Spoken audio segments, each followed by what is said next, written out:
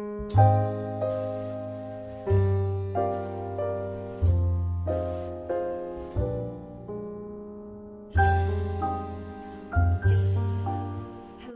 and welcome to the Self Love Series, episode 6, the second last episode of this series. And in this episode, we are going to talk about committing to you.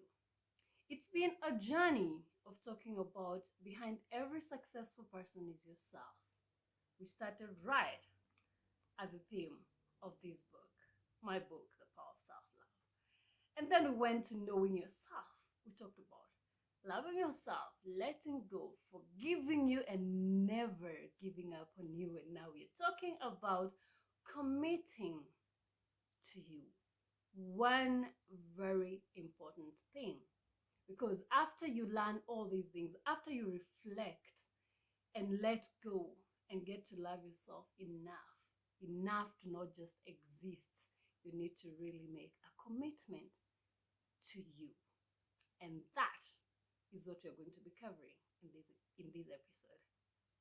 Now, the word commitment, I hear a lot of people saying, I am a committed person. I also use it as an adjective to describe who I am. I am committed. A lot of people write these on their CVs. Others say it when they are asked maybe for a word that describes them. They say they are committed people. But what does commitment really mean? Well, I used Google. Ask Google. And the very first meaning that Google gives when you Google the word commitment, it says it is the state or quality of being dedicated to a course, activity, etc. Commitment is the state or quality of being dedicated to a course, an activity, etc. Now, I'm going to stick to that definition, but I'll turn it around to focus on you. So I'll define committing to you as being dedicated to you. Yeah, simple as that. Being dedicated to you, not a course, not an activity. Being dedicated to you. Please don't go back to that feeling of, that sounds selfish, because I'm just about to tell you why that is very important. Why you have to start with committing to you if you're ever to commit to anyone or anything in this life.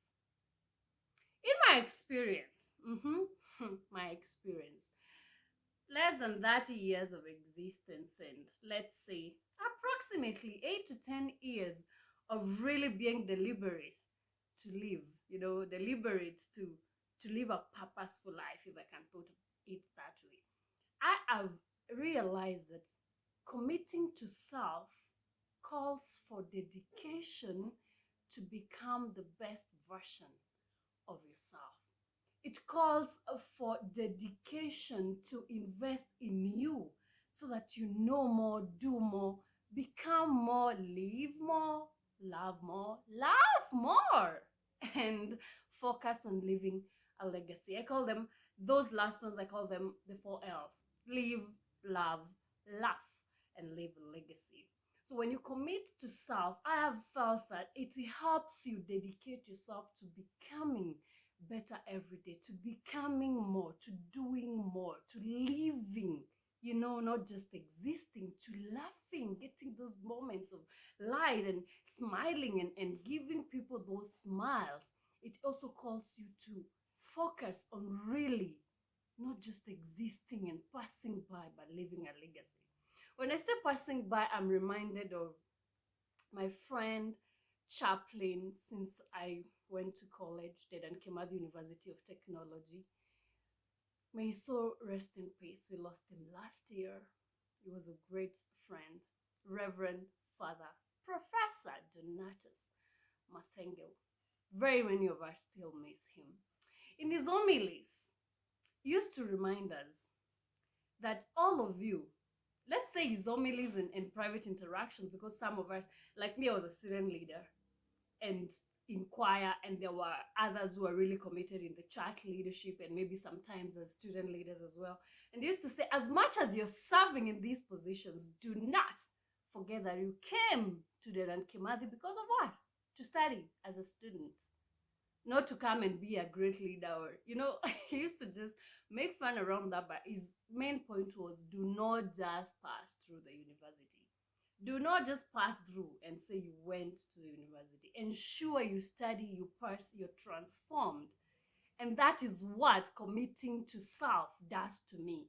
It helps me live a life in such a way that there is transformation. I am deliberate about investing in me to do more, learn more, do more, become more, live more, laugh more, love better and more, and live a legacy. So that is why it's very important for you to begin by committing to you, because it is felt on the outside.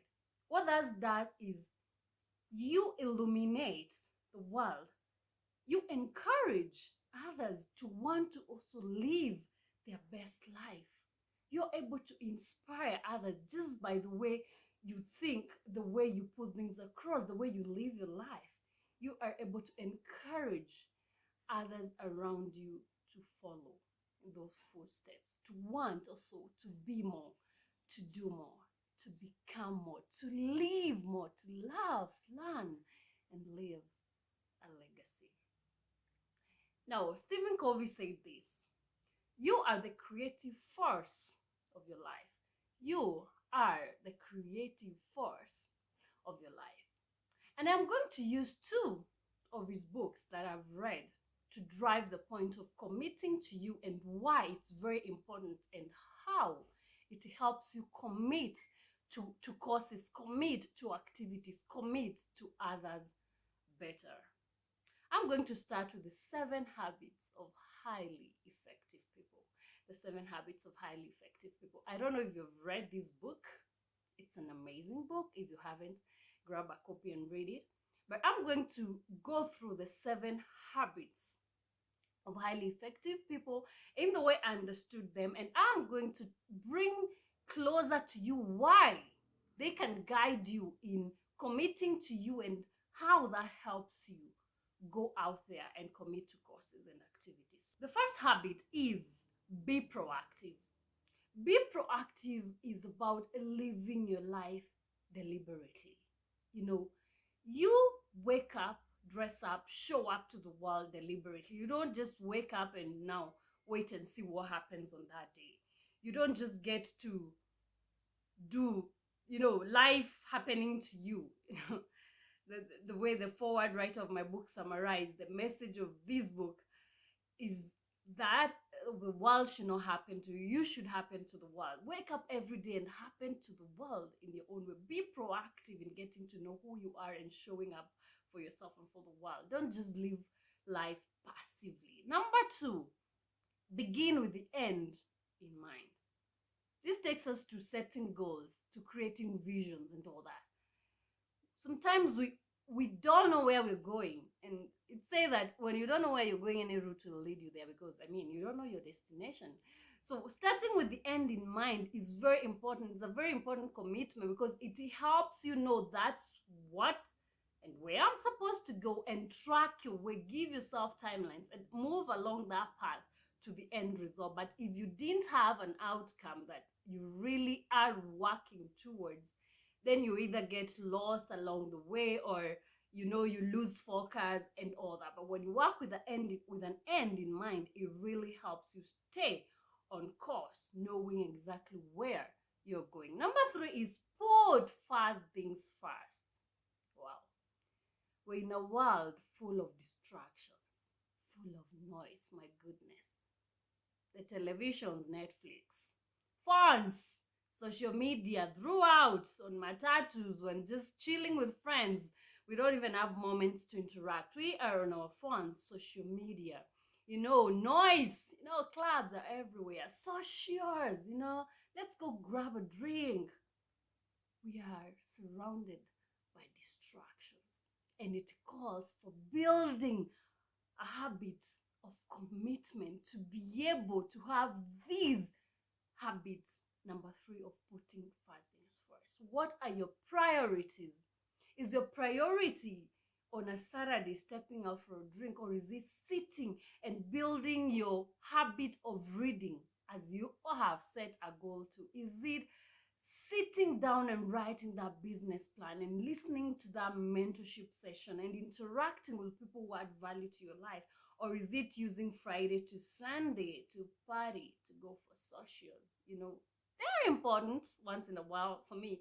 Sometimes they really help me rejuvenate. When I step out, I go dancing.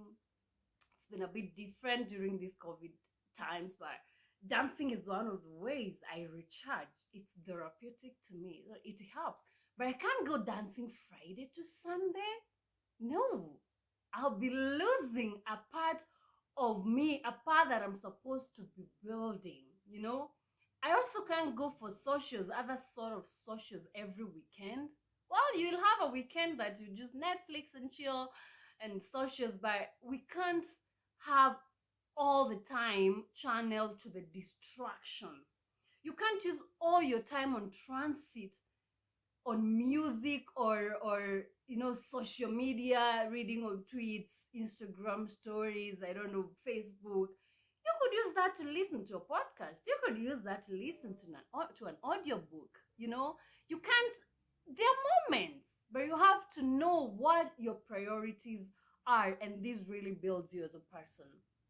Number 4 is about think win-win. Every time you are doing anything, don't just think about yourself, your win, what's in it for me.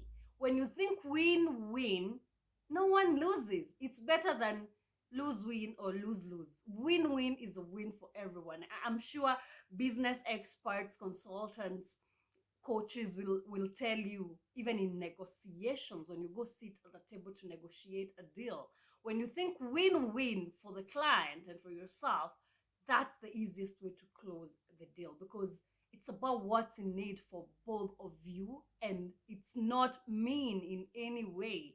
I'm not a business expert. I actually need one of those, but I am saying that win-win is applies in even our interactions. When you approach people with that perception of, we are all winning here, and it's very clear to everyone, you create better interactions, cohesion, people are able to work better. And that's what I've realized. Number 5, seek to understand than to be understood. We are only human. Most of us just want to be understood. We sit and argue. We don't listen, like really listen to others, both verbal and nonverbal. Toastmasters has just made me realize how listening is one of the most powerful leadership skills. You sit there as a leader or as a team player and listen in to your teammates, to the other person actively. You listen to what they are saying and what they're actually not saying. You interact with them. You try as much as possible to understand them. And once they feel understood, they actually bring themselves forth to understand you and where you're coming from. But if you don't take that first step of seeking to first understand them, it continues being a fight and nothing gets done. So in life, friendships, relationships, partnerships, colleagues, teams, and all that, if everyone sought to understand the other, I think there's more cohesion, there's more productivity, there is more pace with each other and among each other. And indeed, this 5th habit is a great one. It's hard because as human beings, we want to be the first ones to be understood. But if everyone took that step of wanting to understand first than to be understood, I think it would be easier, and ultimately it would work for everyone. Number 6, synergy. Synergy. Where you get to a point and realize that 1 plus 1 doesn't have to be 2. It can be a million, billion, because of the uniqueness that everyone brings to the table. But synergy calls for you now to have sought to understand others, to have thought win-win, to have worked on yourself, knowing what all of you are working towards. And synergy is when you bring each other's uniqueness together with no jealousy, with no fighting, just knowing you and me are just that partnership that can create an amazing thing. When we work together, we make these things happen. And when we work together, embracing each other, great things happen. So synergy helps things get done. And number 7 is sharpen the soul. Sharpen the soul. It's the round ring on that, on those 7 habits. And what it means is that you have to keep going at it. Everything is a process, as we keep saying. It's not a destination. You have to keep working at it over and over and over again. So you sharpen that soul. You remind yourself, where are you heading, and remember to commit to that. You remind yourself, what are your priorities. You remind yourself to live purposively, not and proactively, not just passively passing through life. You remind yourself that you first need to understand where the other person is coming from. You remind yourself to think win-win. You remind yourself to synergize. You keep sharpening the sword. The reason I'm using these on this committing to you episode is because these habits are categorized in 2 categories. The first 3 are called the private victory. The second 3, meaning 4, 5, and 6, are called the public victory. And then number 7 is that, as we call it, sharpening the soul, reminding yourself to keep at it. Now, what that means is you have to first learn to win at the private level before you can ever win at the public level. Let me read my notes for this part as I wrote them. What this means that you have to learn and get good at winning yourself before you can ever win anyone. You commit to serve enough proactively, invest in you and build you. Set goals and want them bad enough to work with the end in mind and achieve the desired success. To let go of internal or external limitations or stumbling blocks and believe in self, then gather the courage and discipline to focus on first things first. Those are the first 3 habits of highly effective people in the private victory. And they are about you, focusing on you. Mastering these will build you to a level of achieving the public victory, and continuously sharpening your soul now becomes or makes you an effective person. Remember, when we talk about 7 habits of highly effective people, it makes you that old person. As a person, when you're working in teams, when you're leading teams, when you're a follower in a team, all that comes together. So you have to win in the private spheres. Win yourself first. You have to achieve private victory before you can achieve public victory. I hope that helped you understand committing to you and why it's important. Let's very quickly look at the 8th habit. How does the 8th habit also contribute to us understanding that it can only begin with us committing to us? In the 8th habit, Steve Covey talks about moving from effectiveness to greatness. He says that the world no longer just calls for effectiveness, it demands more. My way of putting it is that the universe is calling on us to not only be effective, but great. To not only be effective, but great. Now, how do we achieve greatness? After learning to be effective people, how do we achieve greatness? I would say it begins with first committing to self, to knowing who you really are, to loving ourselves enough, to stepping out there, to taking responsibility on our parts, and greatness at this level becomes, when you've stepped out there, it becomes something you get to do and that gives you fulfillment. You do it passionately and it gives you that sense of significance. You feel you're giving a significant contribution in life, at your place of work, in your circles, You focus on that circle of influence, things that you can do really well, and they come out, and that is uniquely you. I mean, it can't be anyone else doing those things, because even if someone else gets to do them, they cannot do them as you do, because you've gone through the process, you've become effective enough, and you've been committed to bring out that person who you are. So this eighth habit by Steve Covey focuses on finding your voice and helping others find theirs. Finding your voice, your unique significance, that thing that you can uniquely bring on the table. And on the table, I don't just mean boardroom tables, team tables. I mean on the table of this world, making the world your oyster, and showing up with that unique voice that is you. And we said, when you talk about voice, is not this voice, you're talking about your uniqueness, unique value, your unique significance. You bring it out to the world. So the eighth habit focuses on that, finding your voice and helping others find theirs. Now, why is it on this episode? Why am I using it? To emphasize on committing to you, and how it's important, why it's important, and how it helps commit or bring you out to the world. It's because you cannot help others find their voice before you find your own, because it is your voice that inspires others to find theirs. When you step out authentically, that unique value that you bring, you encourage, you help others find their space.